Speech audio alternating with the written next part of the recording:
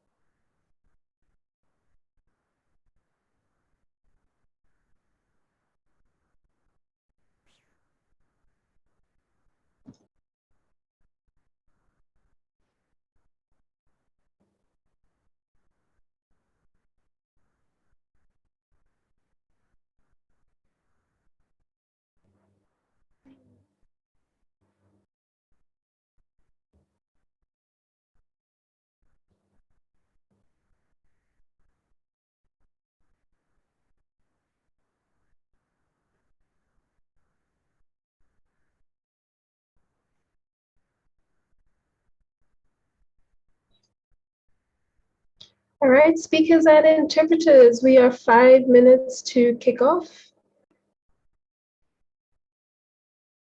5 minutes to kick off.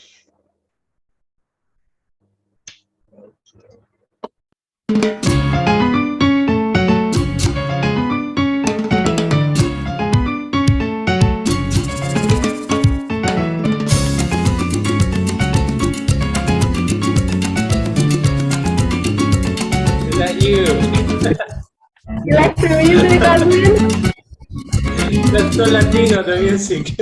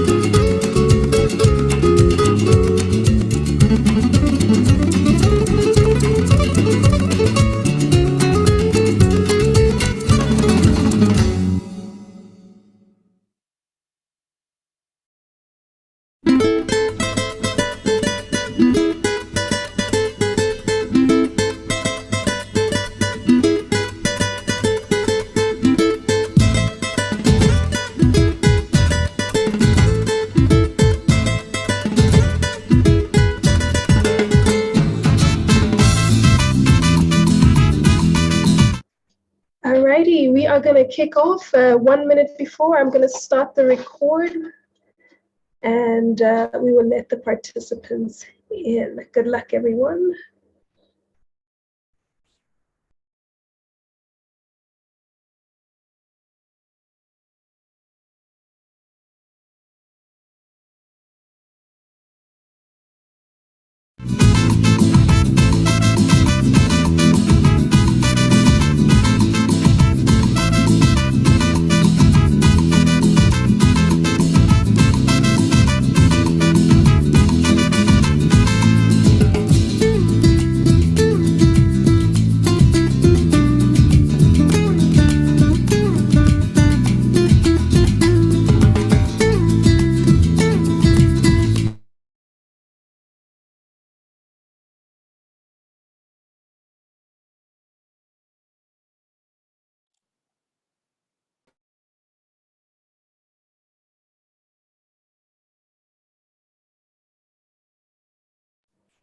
Hello and welcome. Good afternoon, everyone. Good day from wherever you are joining from. Welcome to the Unaccompanied and Separated Task Force session.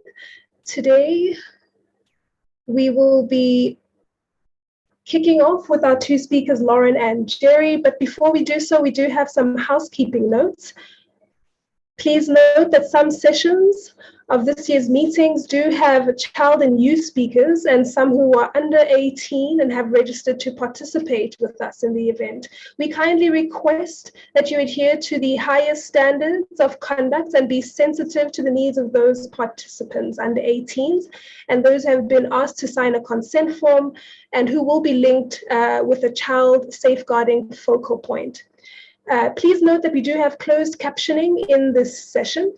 To enable the closed captioning, simply click the CC button at the bottom of the Zoom console, and you can select the language that you wish to receive captioning to be transcribed in.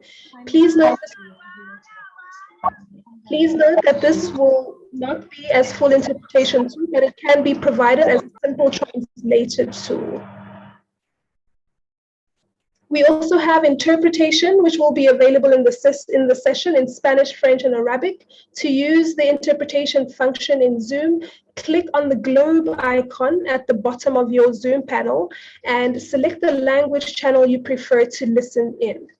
We will be recording all sessions and live streaming the sessions. In particular, today we are streaming to YouTube.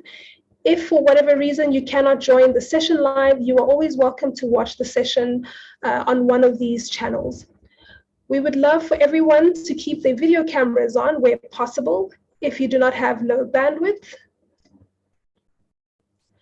We would also need anybody with technical difficulties to feel free during the session to message your producers in the participant list in the Zoom chat privately, and we can assist you. For a quick code of conduct, we are anticipating that all participants joining us today to please uphold a professional demeanor, work together to include respect the confidentiality of all present today. Listen actively, be open to meeting new people, and lastly, to step up and step back. Be mindful of the environment that you bring with you. If you have, if you feel uncomfortable, please turn your camera on if you can do so. Mute your microphone when you are not speaking. Be conscious of your surroundings and stay present. Thank you very much. And now we will hand over to our first speaker for today, Lauren Murray. Thank you, Lauren. Thanks so much for that. Hi, everyone, and welcome. We are thrilled to have you at the Unaccompanied and Separated Children Task Force session. Before we get started, there's a Menti, or not a Menti, well, I believe it is a Menti actually, that's going into the chat box. This just gets an opening poll. Yes, there it is. That just gives us a bit of an understanding of who's in the room, what region you're from. So we're just going to give you a few seconds to open that, and please answer the brief questions there.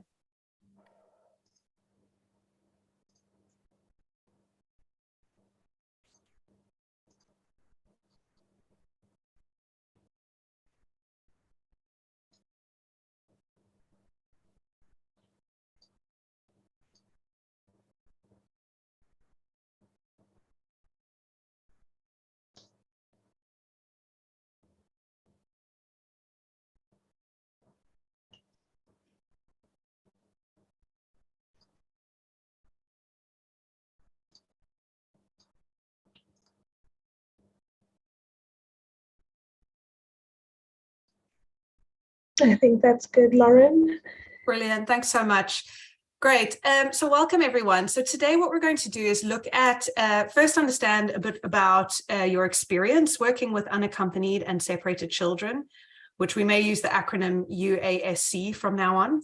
Then we're going to just give a little bit of an introduction as to who we are, what's the history of the UASC task force, and where have we come from. And then being able to detail a bit further about what we offer and how you can engage with us. And then lastly, we'll close with a Jamboard session just to hear a bit more from you. So I see the new Menti is in the chat box now. I'll ask you to please click on that and we'll look at the first question together.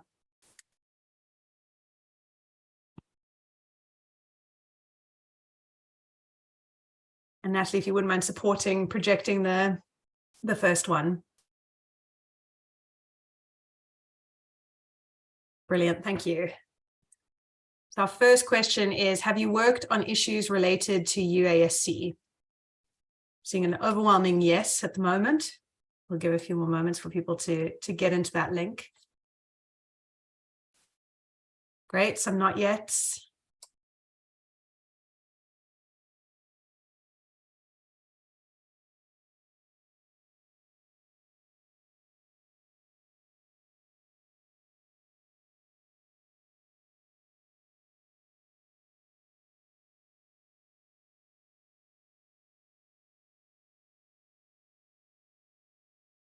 If anyone's having trouble, the link is in the chat box.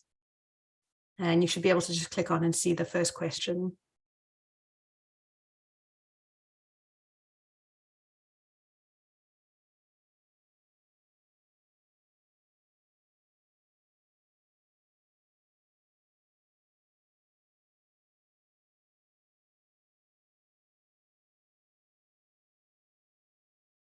Okay, great. So our next question is, if you have, so I see there's quite a variety of people. Most people have worked on issues related to unaccompanied and separated children, but there's some who haven't, not yet, or maybe haven't, and don't know if that will be part of their role.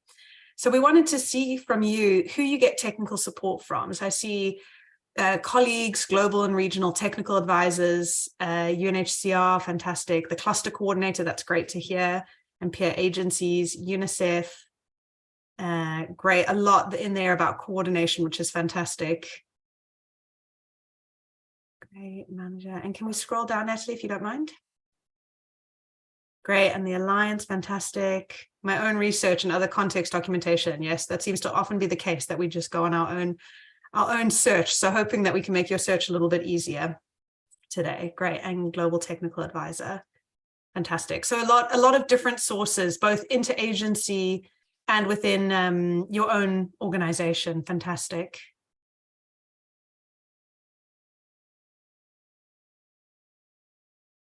And I wish I could speak French.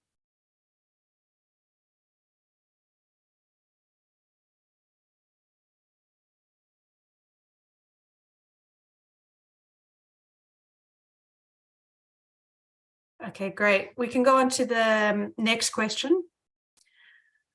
So if not, if you aren't getting the support or guidance you need, where would you look for support if you had to? And I saw someone already wrote, I would do my own research online, and here we go, we've got online again. Are there any other thoughts to this?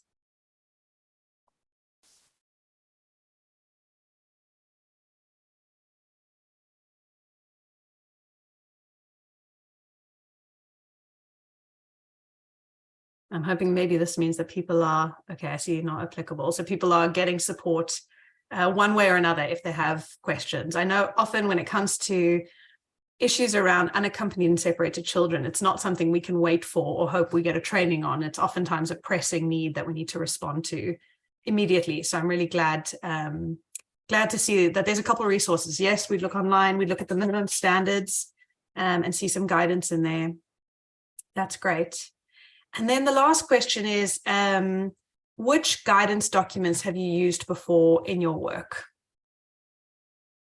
So those of you who looked online or have been maybe referred to a document from the Alliance or your cluster,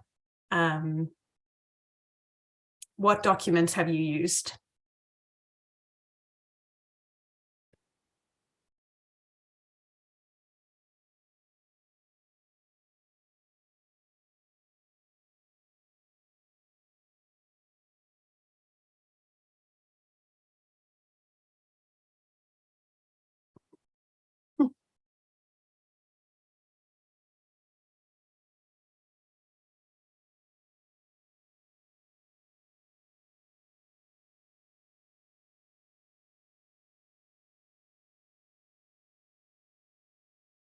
Great. I still see answers coming in. We'll give it maybe another minute. Maybe you remember you used a document, but you can't remember the title. Feel free to look it up.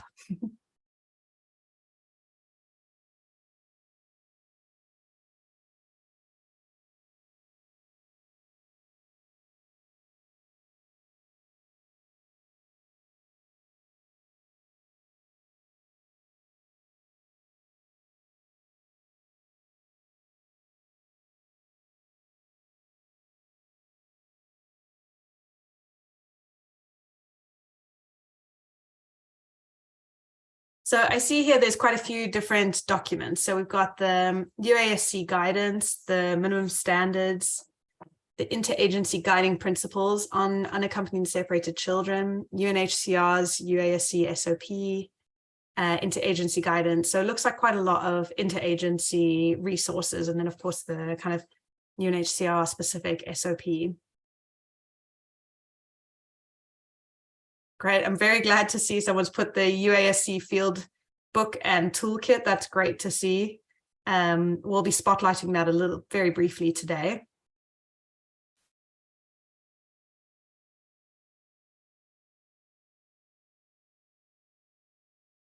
Fantastic. Okay, I think we can probably close there, Natalie. Thank you so much. Thanks everyone for your input. It's really great to see that you, kind of who's in the room, if you're focusing on these issues, if you're getting the support you needed and where you're getting that from. And we'll come back to this at the end of the session. But without further ado, I'll hand over to my colleague, Jerry. Thank you, Laurie. Can you share the slide, please? Yeah, thanks. Thanks, Laurie, for this intro. I just want to share with you 2 or 3 things. One is about when we started with the UASC task force, how it started, I mean, and also to talk to you about membership and encourage you to join for those who would like to join as well. So as you know, when there is any climate disaster or any crisis, there is forced displacement of people, and there is always exposure to family separation, and that brings families to be separated from their children, and then we have unaccompanied or separated children. And I mean, different organizations started working on this many years before, like ICRC, like Save the Children, UNICEF, UNHCR. But formally in 2007, as you can see, it came up a child protection working group in which we had the intelligence working group, unaccompanied separated children, that was working there with ICRC being a full member by that time. But in 2016, so the child protection working group split it into 2, and then we had the child protection area of responsibility and the child protection and humanitarian actions. And then now we had the unaccompanied separated children task force that was created in since 2016 under the child protection and humanitarian actions, that is Alliance. So this is about the when we started historically, but in terms of membership, for now, we have 12 members who are attending. We have UN agency as well as international organization, but also national organization. So, part of this organization, if you're interested, we have all the lists on our website, but we have IOM, we have ICRC, we have World Vision, IRC, we have Terre des Hommes, we have LUMO, Save the Children, International Association of Schools of Social Work. We have also UNHCR, UNICEF, and we also have the HIIAS, which is the Hebrew Immigrant Aid Society, and the Child Destiny and Development Organization. But if you'd like to join, if you'd like to join us, please, you just go on the Alliance webpage, and from there, if you click that link, it will bring you to the site that will give you more information about the UIC and how to join, how to become a member from your organization, or you just send us a message to the UIC.tf@alliancecpha.org, and then we can also receive your requests, and we can also orient you to whoever. Thank you, Lauren. She has put it in the chat. We can also orient you and give you an opportunity to get more. Sorry. Next slide, please. Yeah, so talking about our mission as a UIC, as I was speaking, we do enhance the protection of unaccompanied and separated children in conflict and natural disaster. But this is it's a work done under three main pillars. Although we are working for the prevention and the response, but the one pillar is working on the family tracing. The other pillar is supporting the work around the reunification work. And the other pillar is about the temporary care as well. So the UIC Task Force, we also provide some of the technical materials and support to guide, one on policy development advocacy, but also on communication programming and resource mobilizations. So I will hand it over to Lauren to take us through the rest of the presentation.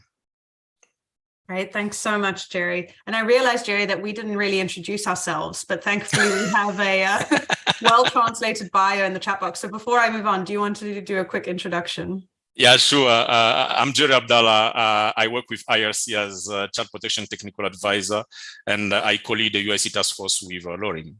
Yeah, and so my name's Laurie. I work with Save the Children as a humanitarian child protection lead, and recently joined Jerry co-leading this task force. So we can go back to the slides. So what we wanted to do is also introduce our priorities. You'll see here we've got a QR code. And this gives us a bit of an introduction as to who we are and what you can expect from us. So our priorities are to ensure that technical standards and tools for UASC programming reflect the latest evidence and feedback from relevant actors, including other sectors and local partners. So we are always very open to getting your feedback. Do you have what you need? Is there another tool or resource you need? Do you have evidence that we can build into this? Our goal is also to increase the ability of all actors at different levels and within different contexts to access existing technical tools and knowledge. So we really also want to focus on local actors being able to access these tools. So I'll walk through some of the tools and capacity building materials that we have. We also are here to help facilitate the coordination, participation, and contributions of all UASC task force members, as well as coordinating with the other groups. Some of you may have seen Jerry and I this morning with the case management task force, which we work hand in hand with, as a lot of these issues overlap. And we also then work with both kind of internal entities, but external as well to the Alliance, making sure that we're coordinating kind of across the wider spectrum. And our goal is to make sure that we provide timely responses to questions and issues, that if this is coming up, that no one feels kind of alone or that they are waiting in the dark, but that they're able to reach out for support. Next slide, please. So what can you expect from us?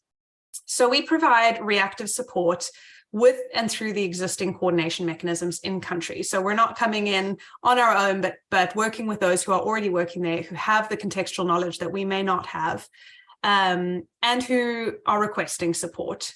And we have a couple of helpful guidance and documents around this, so we can support to contextualize key messages around preventing family separation. You'll see there that we've got an example that came from ICRC that was used in the Ukraine response and translated into several languages. So we can share different materials like this and support you in terms of contextualizing this for your response.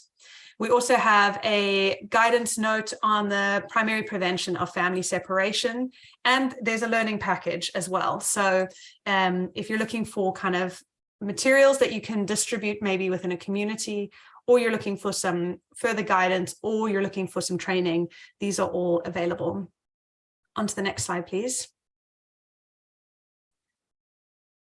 So we can also support in discussing if a UASC assessment is relevant in your context and provide some examples and tools on how to run an assessment. So in there, we've got a key resource from the UASC toolkit, which someone mentioned in the opening Menti, which is fantastic. And we've also included an example here from Tigray, but we can share more of those. It's just a bit of a snapshot for you to see what has been done in other contexts. On to the next slide, please. And we can help in supporting to identify appropriate learning materials. So if in your context, you're seeing that there's a need to strengthen capacity on prevention, we've got a package for that. If there's a need actually for caseworkers to strengthen their knowledge and skills when it comes to working with UASC, we've got a very recent package, just I think a week or two, that has gone online for that. And then, very exciting, we have a UASC training of trainers coming very soon. And so that will be up and online. And if you join our task force, you'll see it there, but you'll also see it on the Alliance website. So please do feel free to reach out if there are resources that you're looking for training and capacity building within your context. Next slide, please. We're also here to help troubleshoot. We know that within each context, very unique issues rise up, and we're happy to respond to those as they come up. And as I said, we like to do that in a timely manner. So that can be everything from anticipatory action, supporting in some of those preparations and that work that may be needed, to the first phase response. We're available at the start of an emergency when things are, as we know, most of the time a bit confusing and chaotic, and we never have figures on UASC, but what can we be doing in those initial stages?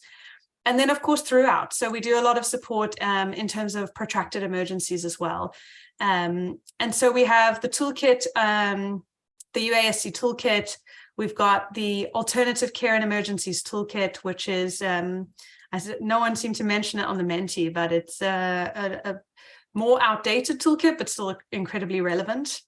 And then another resource we wanted to highlight here, quite a unique resource from UNHCR, is guidelines on supervised independent living for unaccompanied children. This has interestingly been one of the resources we've been sharing the most lately, as this seems to be coming up more and more, especially when it comes to potentially adolescents on the move, or potentially older children who are not really going to be willing to be within foster care or other family-based care. On to the next slide, please. So that is what you can expect from us. I will put the link to that offer document in the chat box, but this is our offer of support. And do feel free to reach out to us. If you're interested in joining the task force, please do also feel free to reach out to us. I've put our email address in the chat box, and we'd be happy to respond.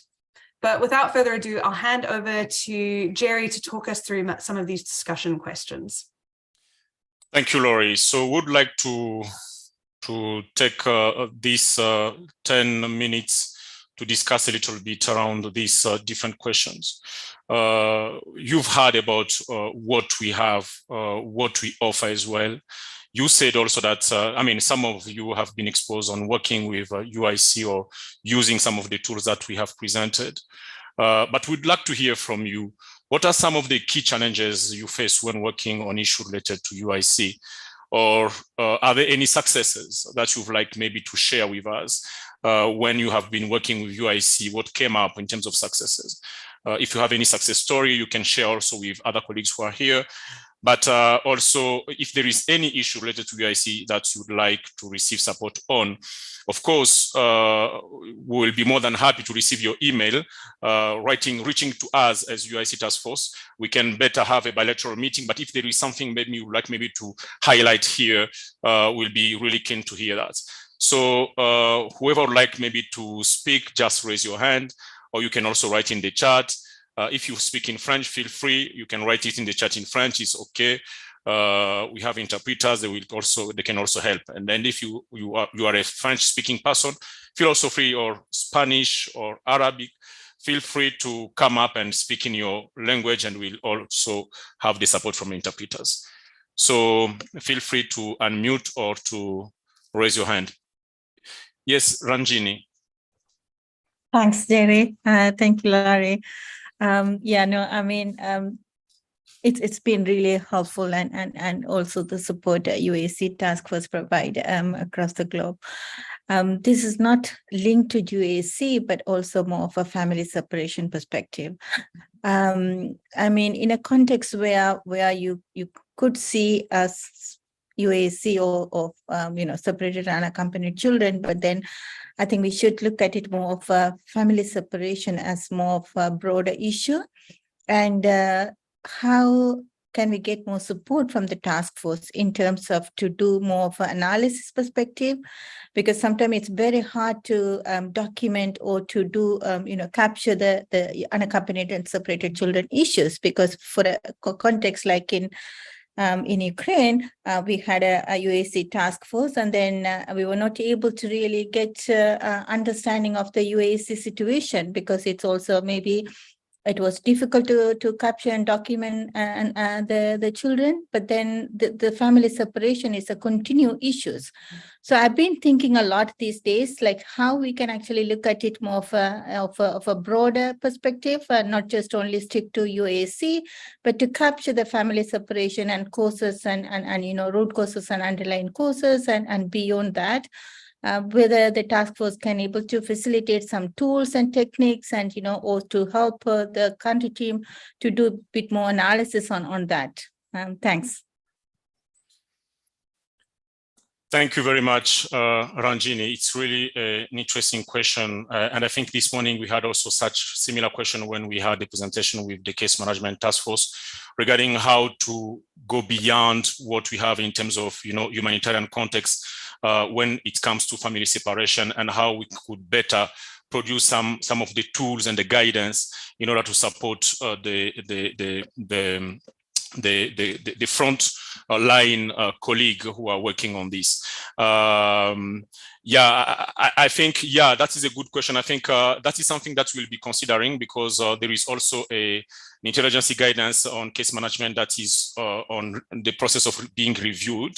It has been also highlighted that we should also maybe take that one also to reflect somehow that aspect as well, while providing the case management support to the children, especially the UIC.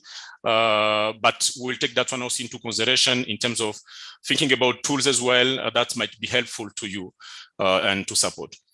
There is a Jamboard also in the chat box. If you don't have time to speak out because of the time, please feel free also to write your concern or questions directly over there. Lauren, Lori, would you like to add something before we take the next person? No, I think just to flag a few that are coming up in the Jamboard, having more tools and guidance around working with child-headed households would be really helpful. And then I think this question and thinking about mandates, if UNHCR can do BIAs, I know a lot of the partners can as well.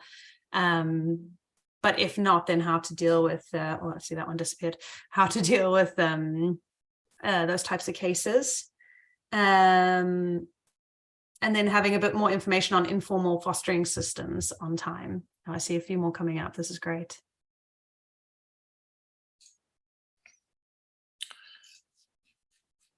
Great. And then another one on cross-border reunification, funding and monitoring, which was definitely one of the key points that came up this morning as well, or a dedicated session to it. Yep.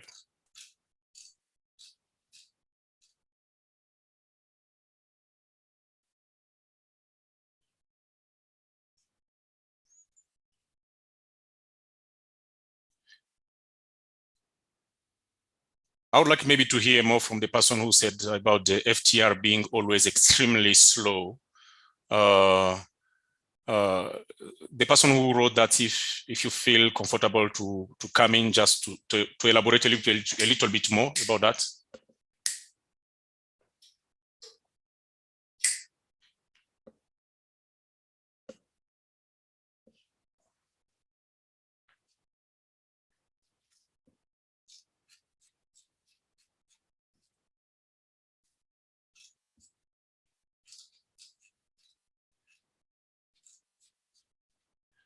Is there anyone else who would like to come in, either for a comment or to share some success story of the work that you have done with UIC at the field that would like maybe to share with participants? Maybe failure.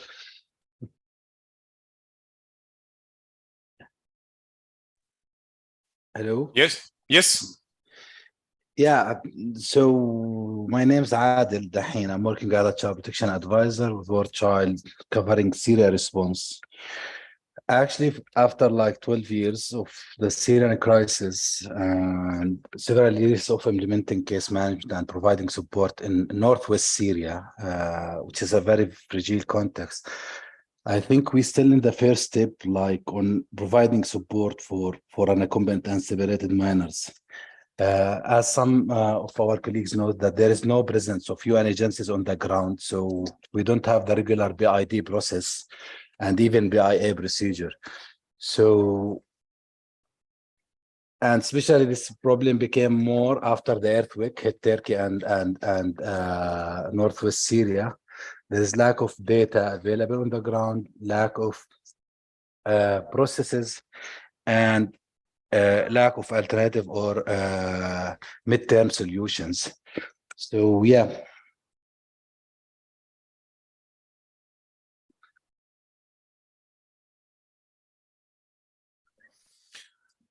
Thanks for sharing your experience.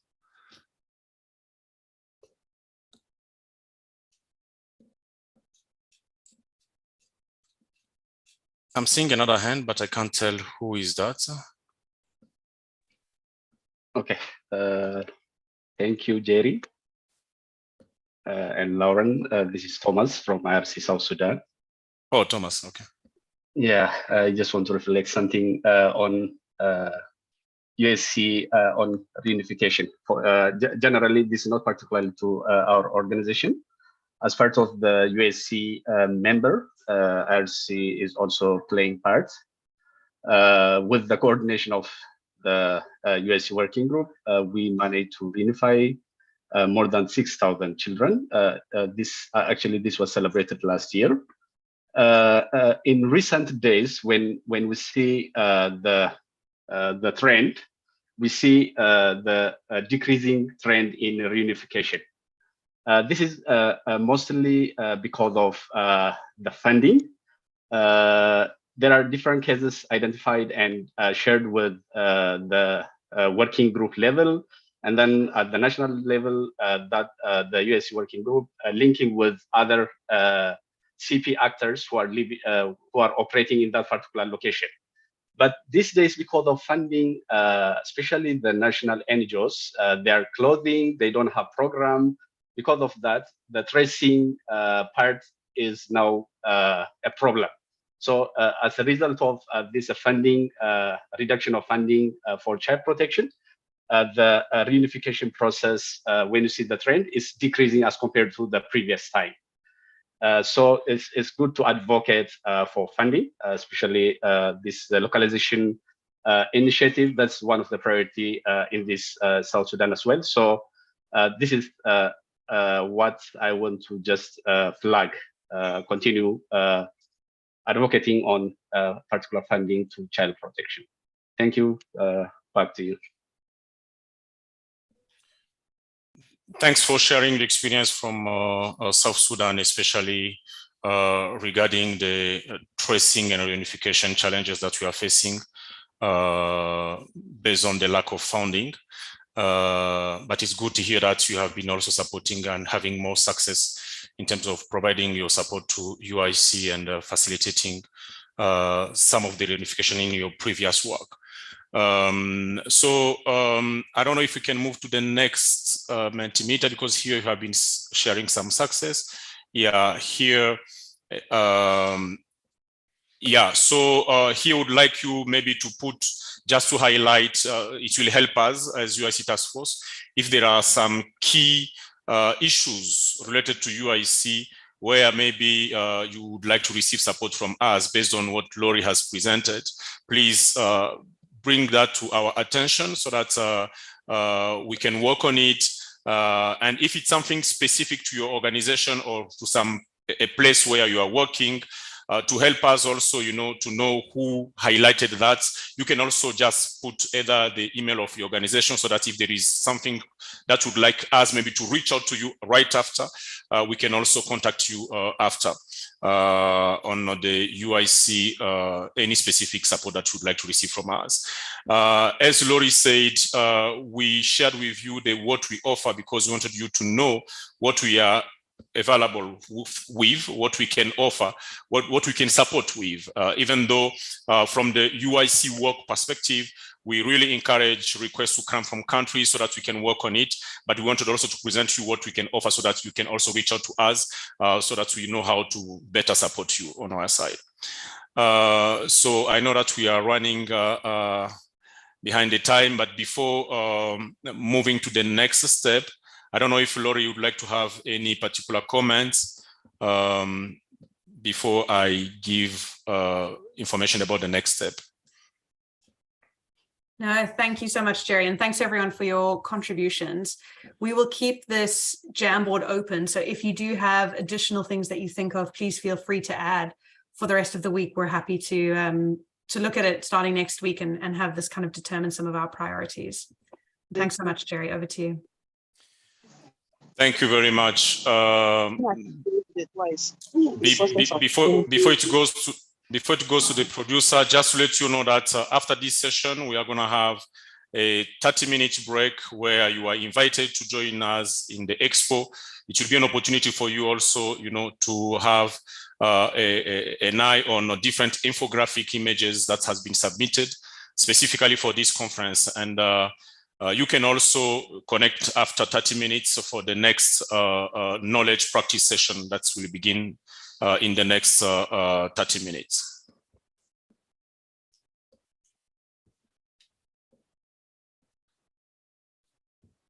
So I hand it over to Nat.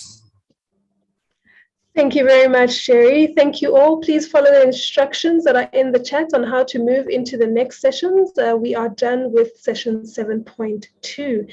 Enjoy the rest of the event. Thank you.